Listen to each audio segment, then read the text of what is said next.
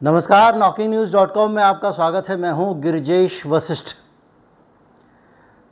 फिर बहुत सारी चीज़ें आ गई हैं। एक अचानक एक बम सा फोड़ दिया है संघ प्रमुख ने, भागवत साहब ने, और उन्होंने अपने दशहरे के संबोधन में बहुत सारे ऐसे तथ्य रखे हैं जो ज़मीन पे कहीं एग्जिस्ट नहीं करते हैं। बहुत चतुराई के साथ में झूठ बोलने का ये उपक्रम किया गया है, ऐसा प्रतीत होता है। कोई भी आदमी ज़रा सा भी अगर तथ्यों को समझता है तो वो कौतूहल में डूब जाएगा। उसे अचरज होगा कि आबादी जैसे एक बहुत कॉमन मामले पर, जो संघ परिवार का प्राइम एजेंडा है, आरएसएस चीफ ऐसी बातें कैसे कह सकते हैं जो एक नादान आदमी, व्हाट्सएप यूनिवर्सिटी वाला भी शायद ना कहे। आज मैं उनके कुछ बयानात को उठाऊंगा, उस पर आपसे बात करूंगा और समझने की कोशिश करेंगे कि आरएसएस प्रमुख ने ये काम अज्ञानतावश किया है या जानबूझकर वो कुछ कह के निकल लिए। आज कहीं मत जाइए, चैनल को सब्सक्राइब कर लीजिए। मैं अभी हाजिर होता हूँ। इस चैनल को अगर आप सपोर्ट करना चाहते हैं, हमारी पत्रकारिता को अगर आप समर्थन देना चाहते हैं, हमारे साथ खड़े होना चाहते हैं, तो हमारा यूपीआई आईडी डिस्क्रिप्शन में, उसके ज़रिए अगर आपके पास कोई अतिरिक्त धन है तो थोड़ा सा भुगतान कर सकते हैं। इसी तरह से क्यूआर कोड भी स्क्रीन पर दिखाई दे रहा होगा, उसे भी स्कैन करके भुगतान कर सकते हैं। मैं अभी हाजिर हुआ।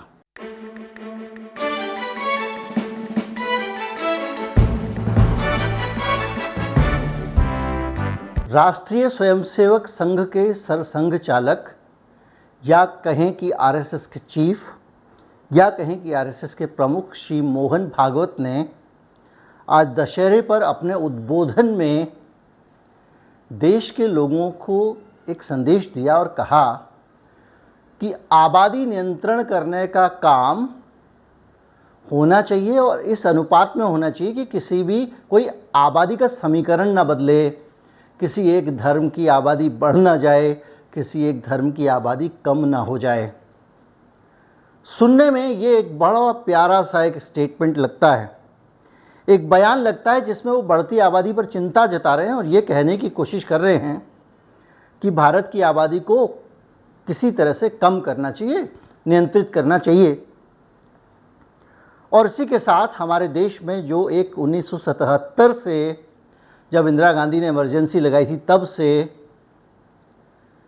एक बात घूम रही है जो इस देश की ब्यूरोक्रेसी को, इस देश की नौकरशाही को बहुत मुफीद बैठती है, और उस असत्य बात को हम लगातार दोहराते आ रहे हैं और हमारे सब के दिमाग में ये बैठा दिया गया है, और उसको भागवत साहब और पुख्ता कर रहे हैं कि इस देश की जो आबादी है उसका ज़्यादा होना ही इस देश की समस्याओं की जड़ है, पहली चीज़। और दूसरी चीज़, भागवत साहब ये कहना चाह रहे हैं कि इस देश में आबादी किसी एक खास वर्ग की ज़्यादा बढ़ रही है, एक खास धर्म के लोगों की ज़्यादा बढ़ रही है, और इसको नियंत्रित करने के लिए जनसंख्या कानून लाना चाहिए। एक पॉलिटिकल एजेंडा लगातार रिपीट किया जा रहा है, उस एजेंडा को भागवत साहब सपोर्ट कर रहे हैं। और ऐसा नहीं है कि संघ परिवार आज पहली बार इस बात को कह रहा है। राकेश सिन्हा, जो टीवी चैनलों पर आरएसएस के विचारक के तौर पे आते थे, सरकार जैसे जैसे आती गई, मजबूत होती गई, वो और उग्र होते गए, राज्यसभा के सदस्य बने और राज्यसभा में उन्होंने एक प्राइवेट मेंबर बिल रखा जिसमें कहा गया कि ज़्यादा आबादी यानी ज़्यादा बच्चे पैदा करने वालों को पनिशमेंट देना चाहिए, दंडित करना चाहिए। ये बिल आरएसएस की तरफ से प्राइवेट मेंबर बिल राज्यसभा में आया था, और इस बिल के आने के बाद से फिर से एक बार एक बड़ा मसला खड़ा हो गया था। और इसके बाद में जो मनसुख मंडाविया हैं, देश के स्वास्थ्य मंत्री हैं, अब हम आंकड़ों के धरातल पे इस सच को परखेंगे कि जो बातें कही जा रही हैं वो तथ्यात्मक रूप से सही हैं या गलत है। भागवत साहब जो कह रहे हैं ये कहाँ से लाए हैं वो ही जाने। चंडू खाने की बोलूँगा तो बहुत बड़े नेता, उनका अपमान होगा। व्हाट्सएप यूनिवर्सिटी की बोलूँगा तो मुझे भी यकीन नहीं होगा जो आरएसएस पूरे देश को यूं चला रही है वो इतने ज़्यादा गलत जानकारियां कैसे रख सकती है। लेकिन कई बार लोगों के दिमाग में जब आपको गलत जानकारियां बिठानी हो तो खुद जानकार होते हुए भी अनजान बनना पड़ता है। और भागवत साहब आज किन तथ्यों से अनजान बन रहे हैं, इसको अगर आप देखना है तो मनसुख मंडाविया का एक बयान जो राज्यसभा में आया, राकेश सिन्हा को जब प्राइवेट मेंबर बिल वापस लेने के लिए कहा गया और उन्होंने वापस लिया, उस बयान में उन्होंने कहा कि भारत में जनसंख्या वृद्धि दर 1971 में 2.20 थी, जो 2011 में घटकर 1.64% हो गई है। जिनको नहीं पता उनकी जानकारी के लिए बता दूं, जनगणना हर 10 साल में होती है। 2011, 2021, 21 की जनगणना की बहुत सारी जानकारियां अभी नहीं आई हैं। तो ये बात कर रहे हैं 71 की जनगणना से 2011 की जनगणना के बीच में, और वो बदलाव बता रहे हैं कि 1.64% हो गई है जनसंख्या वृद्धि की दर, जो कि 2.2% थी। यानी जिस इंदिरा गांधी के समय में जनसंख्या नियंत्रण का हम दो हमारे दो का नारा दिया गया था, तब से अब तक गंगा में बहुत पानी बह चुका है और अब ये 1.64% हो गई है। इसके अलावा एक सीख और राकेश सिन्हा को दी गई, जो आरएसएस के इस एजेंडा को लेके राज्यसभा में गए थे, और उनको कहा गया कि आप जो जबरन इस्तेमाल कर रहे हो उसकी जगह जागरूकता और स्वास्थ्य अभियानों की तरफ ध्यान दीजिए। लोग अपनी सेहत पे ध्यान देंगे तो जनसंख्या अपने आप कम होगी, ये कहा गया। और उन्होंने कहा कि स्वास्थ्य अभियानों का सफलतम उपयोग किया गया है जागरूकता के ज़रिए, जिसके कारण ये सफलता हमारे सामने आई है। और ये अच्छी खासी सफलता है जो हमको 1971 से 2011 के बीच में मिली। ये इस देश के स्वास्थ्य मंत्री मनसुख मंडाविया ने कहा है, जो खुद मोदी सरकार के मंत्री हैं। उन्होंने ये भी कहा कि ये एक अच्छी सफलता है। और स्वास्थ्य मंत्री बोले कि देश की जनसंख्या नीति भारत में 1952 से चली आ रही है और अब तक जनसंख्या नियंत्रण के लिए इस नीति के रास्ते पे चल के जो जो कोशिशें की गई उसके सकारात्मक परिणाम मिले हैं। अगर मुसलमानों की आबादी की बात करें तो मन में संदेह रहेगा, क्योंकि भागवत साहब एक धीरे से एक और छोड़ गए हैं और वो ये कह गए हैं कि मुसलमानों की आबादी, हिंदुओं की आबादी सबकी समान रूप से तय होनी चाहिए। इनका समान रूप भी ना किसी पे आरोप होता है। जैसे कि एक बार कह दिया कि ईद पे और दिवाली पे दोनों ही मौके पे बिजली नहीं जानी चाहिए, जब कह दिया एक नेताजी ने, बहुत बड़े बीजेपी के, तो उसका मतलब ये नहीं था। इसका मतलब ये था कि भाई रमज़ान पे तो बिजली जाती नहीं है जबकि दिवाली पे जाती है, जिसका ज़मीन पे कोई कहीं किसी प्रकार का कोई सच नहीं था, लेकिन एक संदेश दिया, एक तुष्टीकरण का संदेश दे दिया, एक भेदभाव का संदेश दे दिया। और वही संदेश यहाँ पे देखने में आ रहा है। जब आप आबादी की बात करते हैं तो एक आंकड़ा मैं आपको मुसलमानों की आबादी का दे देता हूँ। 1991 से 2001 के बीच में मुसलमानों की आबादी बढ़ने की रफ्तार घटी है, यानी जो पॉपुलेशन ग्रोथ रेट है उसमें बड़ा गिरावट आई है।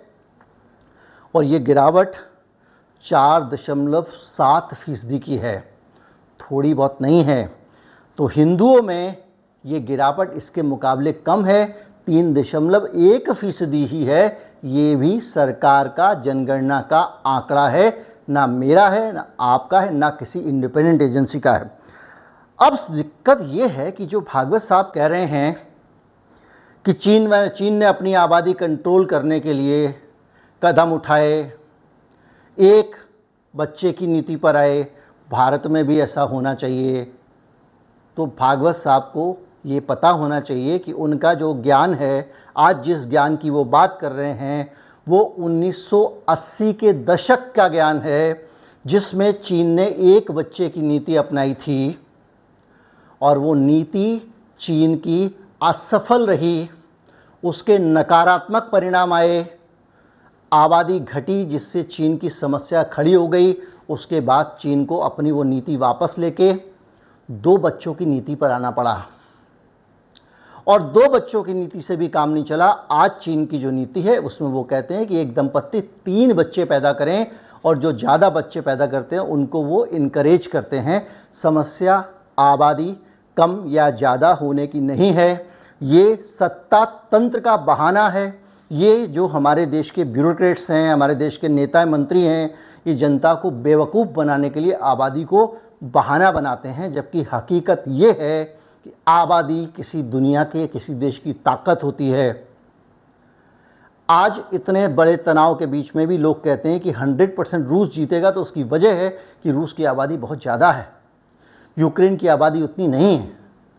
ये एक बड़ा कारण होता है। आबादी एक संसाधन है। अगर 100 करोड़ लोग आपने किसी एक काम में लगा दिए तो कुछ भी कर सकते हैं, बशर्ते आप अपना घर भरने से आगे की सोचें।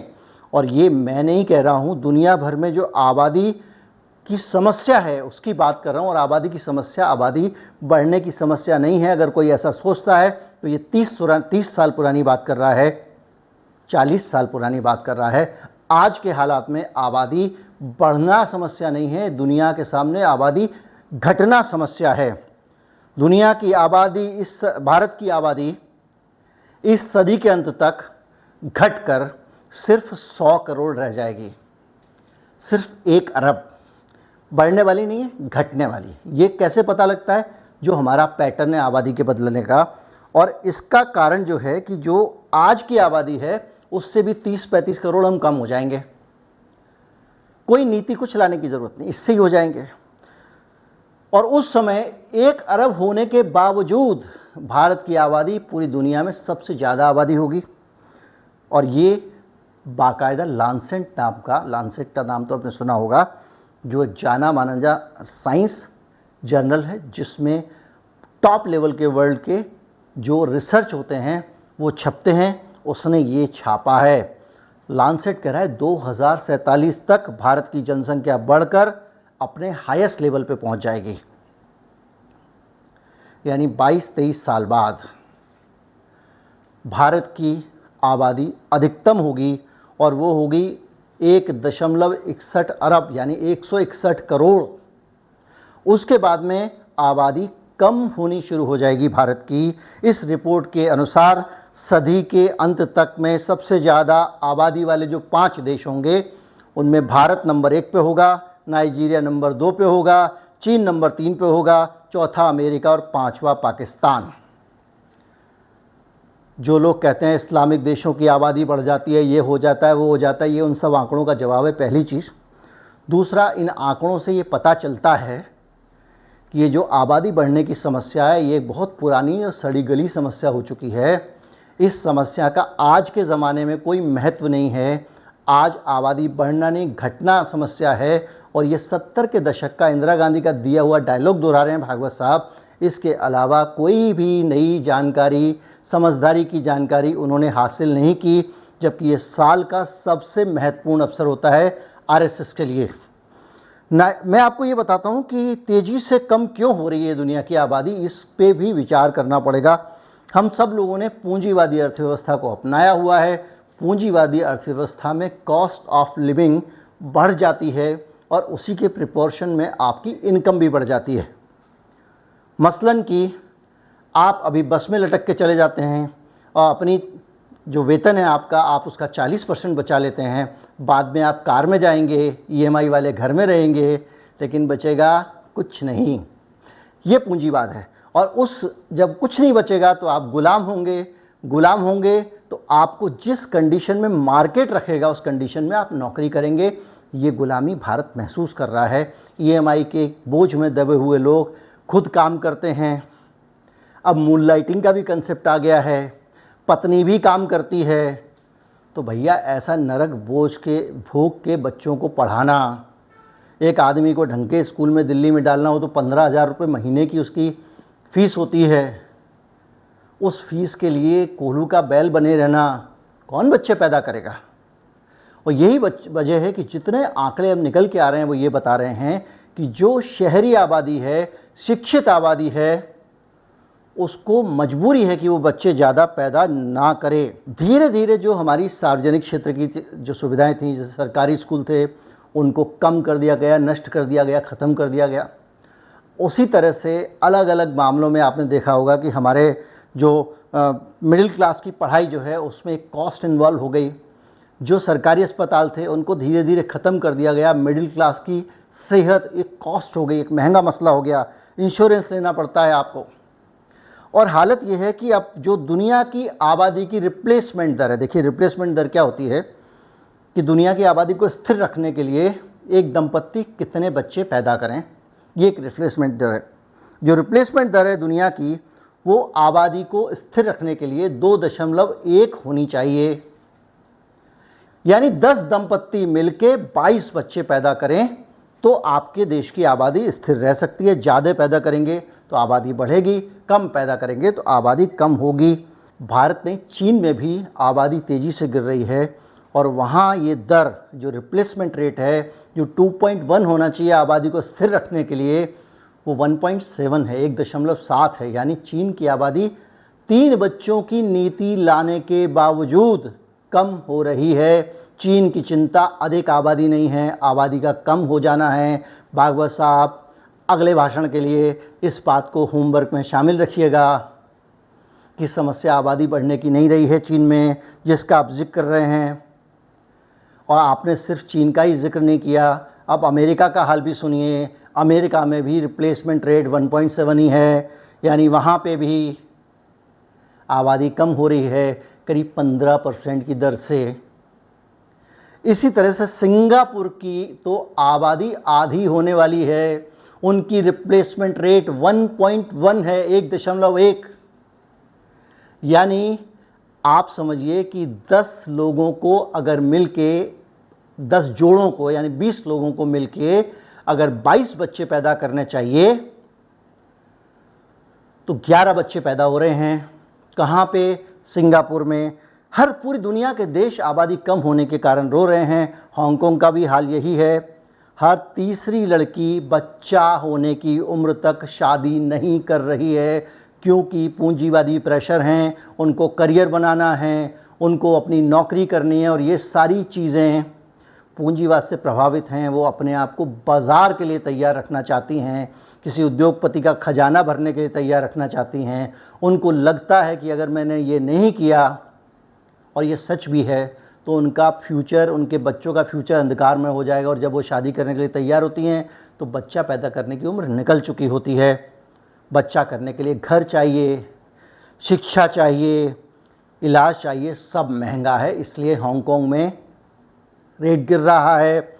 स्पेन और इटली में भी हर 1.3 है रिप्लेसमेंट रेट, जो 2.1 होना चाहिए। कनाडा में भी 1.5 है, यानी 20 लोग मिलके 15 बच्चे पैदा कर रहे हैं। 25% आबादी कम हो रही है। और ये सारी चीज़ें, इसके साथ साथ मृत्यु की दर भी बहुत ज़्यादा आशाजनक नहीं है। अभी मैं इसमें बहुत सारी चीज़ों पे जाऊंगा तो बहुत लंबा वीडियो हो जाएगा। चाइल्ड जो लाइफ एक्सपेक्टेंसी की रेट है बच्चों की, वो भी एक ख़तरनाक स्थिति में है। तो ऐसे में भैया आप क्या करोगे? और भागवत साहब के कहने पे अगर नीतियाँ बन जाएं, इनके कहने पे लग जाए, तो हमारा हाल हो जाएगा कोरिया वाला। कोरिया में क्या हो रहा है? रिप्लेसमेंट रेट हो रही है 1, यानी मियाँ बीवी मिलके एक बच्चा औसत पैदा कर रहे हैं। मतलब इसमें आधे लोग नहीं पैदा कर रहे होंगे, तब जाके आती है ये रिप्लेसमेंट रेट। रिप्लेसमेंट रेट के कारण कोरिया में सबसे बड़ी दिक्कत ये है, लड़कियां शादी करने को तैयार नहीं। सब लोग विवाह से दूर भाग रहे हैं। सरकार कह रही है भैया कर लो। 7 बजे कह दिया सब लोग अपने दफ्तर की बिजली बंद रखोगे। किसी ने भी खबरदार जो दफ्तर की बिजली जलाई। क्यों? क्योंकि ताकि घर में जाएं लोग, कुछ बच्चे पैदा करने में लगे। कोरिया में डेटिंग इवेंट आयोजित किए जाते हैं सरकार की तरफ से कि भैया डेटिंग करो, लड़का लड़की से मिलो, बच्चे पैदा करो, आबादी गिर रही है। सोचिए 20 लोग मिलके 10 बच्चे पैदा कर रहे हैं कोरिया में, यानी आबादी की रफ्तार आधी है। यही हाल रहा तो आगे आने वाले 50 सालों में क्या होगा? और ये चीज़ें लगातार हर तरफ चल रही हैं, और उसके बीच में आप कह रहे हैं कि भाई साहब आबादी कम करनी चाहिए। तो आपके पास तो विवेकानंद फाउंडेशन है, आपके पास तो बहुत बड़े बड़े थिंक टैंक हैं, आप अपने आप को वैसे भी महान बुद्धिजीवियों में शामिल करते हैं। आपकी संस्था सबसे ज़्यादा लोक कल्याणकारी भारत भाग्य विधाता संस्था है। तो ये जो जानकारियाँ भाषण लेने से पहले इकट्ठी नहीं करनी चाहिए। या फिर जानकारी आपको सब है, आप जानकारी सामने रखना नहीं चाहते हैं, आपको जो जानकारी फिट बैठती है वो आप कहना चाहते हैं। 2016 से 22 8 साल हो गए हैं, चीन 3 बच्चे की पॉलिसी पे आ चुका है। भागवत साहब 2022 में चीन जब 1 बच्चे की पॉलिसी पे आया था 80 के दशक में, उस आंकड़े को दोहरा रहे हैं। इससे पता लगता है कि कितना ध्यान हमारे बड़े लोग भाषण देते समय रखते हैं, कितना ख्याल रहता है कि क्या बोलना है। और मैं आपको बेरोज़गारी के आंकड़े पे भी आ जाऊं। भागवत साहब ने कहा कि कोरोना के टाइम में जब बेरोज़गारी आई तो सब ने मिलकर लोगों को रोज़गार वापस दिलाया। कहाँ वापस मिला रोज़गार? आंकड़े कहते हैं कि आपकी शहरी बेरोज़गारी दर बढ़कर 9.6% हो गई है और ग्रामीण बेरोज़गारी दर 7.7% हो गई है। CMI के आंकड़े हैं। अभी आपका जो भाषण आप दे रहे थे उससे महीना भर पहले आए हैं सर। श्रीमान जी कहूँगा, चलिए सर, आपको अच्छा नहीं लगता तो आप बताइए। जुलाई में 6.1% थी, उससे बढ़कर अगस्त में 7.7% हो गई है, यानी लगातार बेरोजगारी गिर रही है। गांव में मनरेगा में नौकरियों की डिमांड बढ़ गई है और सरकार ने कहा है कि हम मनरेगा में अब कम दिन नौकरी देंगे साल में। आप कह रहे हैं हमने रोजगार दे दिया। भाषण दे रहे हैं या भर मार रहे हैं, ये बड़ा सवाल है। और मैं आपको कुछ आंकड़े बताता हूं। उन्होंने अंग्रेजी शिक्षा की बात कही, कहा यह बहुत बड़ी गलतफहमी है कि अंग्रेजी शिक्षा से ही रोजगार मिलता है। मिलता है, हिंदी माध्यम से रोजगार मिलता है। उन कोर एरियाज़ को छोड़ दें, जैसे कि हिंदी की पत्रकारिता है। भाई हिंदी की इतनी आबादी है तो उसके लिए भी कुछ ना कुछ करना पड़ेगा, तो उसमें रोज़गार मिल जाता है। इसके अलावा हिंदी में रोज़गार मिलता है। किन को मिलता है? दैनिक वेतन भोगियों को मिलता है, छोटी मोटी नौकरियों में मिलता है, सरकारी क्लर्क की नौकरी में भी मिल जाता है। लेकिन जो IT इंडस्ट्री वाला है, जो गूगल में टॉप पे बैठता है, जो ट्विटर में टॉप पे बैठता है, वो तो हिंदी मीडियम वाला नहीं होता। जो ठीक ठाक वेतन वाली नौकरियां हैं, बैक ऑफिस वाली नौकरियां हैं, BPO, कॉल सेंटर हैं, सब अंग्रेजी से चलते हैं।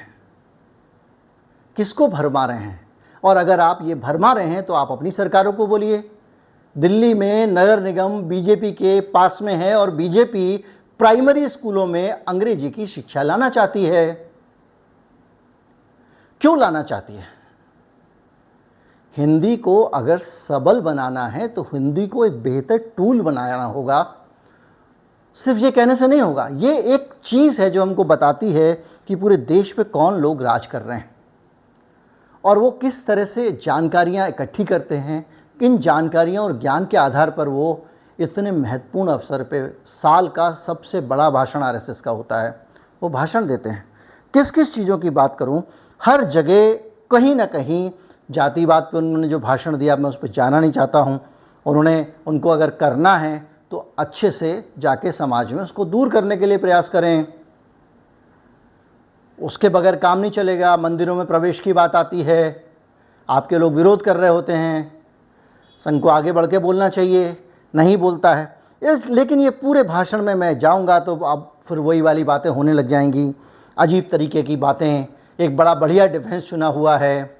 कोई भी आदमी हम चोरी करें, हमको पकड़ने के लिए आए तो कह दिया जाएगा मोहल्ले वालों, मोहल्ले को बदनाम करने की साजिश हो रही है, इसलिए मुझे चोरी में पकड़ने आए हैं, टूट पड़ो। भारत की छवि खराब करने की कोशिश हो रही है। अरे कोशिश क्या हो रही है भाई? अगर कोई सच बोल रहा है तो सुन लो। एग्जैक्टली एलन मस्क ने अभी बड़े अच्छे तरीके से उसको समझाया जेलेंस्की को कि भाई तुम लड़ रहे हो, लड़े जा रहे हो। वो एलन मस्क जिसने अपने बहुत सारे असेट्स मुफ्त में इतना बड़ा इंटरनेट दे दिया, मिलियंस डॉलर का, वो जेलेंस्की से कह रहा है भाई लड़ लोगे अगर 2 साल, अपने 1000, 2000, 5000 आदमी मरवा लोगे, उसके बाद क्या होगा? उसके बाद भी वही होगा। संयुक्त राष्ट्र की देख रेख में कुछ जनमत संग्रह होगा, कुछ चीज़ें होंगी। तो आज वो क्यों नहीं करते हो? जब एलन मस्क ने ये सलाह दिया तो जेलेंस्की यहाँ से कहा जाने लग गया कि ये जो है हमारे देश का दुश्मन है। यही फार्मूला हमारे हिंदुओं को बदनाम करने की कोशिश हो रही है, समाज को बदनाम करने की कोशिश हो रही है, जब कोई आपको आईना दिखाए तो। और वही आज वो कह गए। जो भी है, मैं आज के भाषण में सिर्फ इतना कहना चाहूँगा, आप जो कहना चाहते हैं कहने का हक है, होना भी चाहिए, लेकिन आप इतने विद्वान होना आपसे अपेक्षित होता है कि आप जो आंकड़े रखें, तथ्य रखें, बातें रखें, ज्ञान दें, वो कुछ अध्ययन पर आधारित हो, कुछ धरातल की हकीकत पर आधारित हो, काल्पनिक बातों पर आधारित ना हो। आप व्हाट्सएप यूनिवर्सिटी से जानकारी लेकर विजयदशमी का भाषण नहीं दे सकते, क्षमा सहित। उम्मीद करता हूँ वीडियो आपको अच्छा लगा होगा, ज़्यादा से ज़्यादा लोगों तक पहुँचाएँ, क्षमा सहित फॉरवर्ड करें। जो आरएसएस के लोग हैं उनको भी पहुँचाएँ, उनसे कहें कि ज़रा बताएं इसमें उत्तर क्या है आपके पास। नमस्कार, जय हिंद।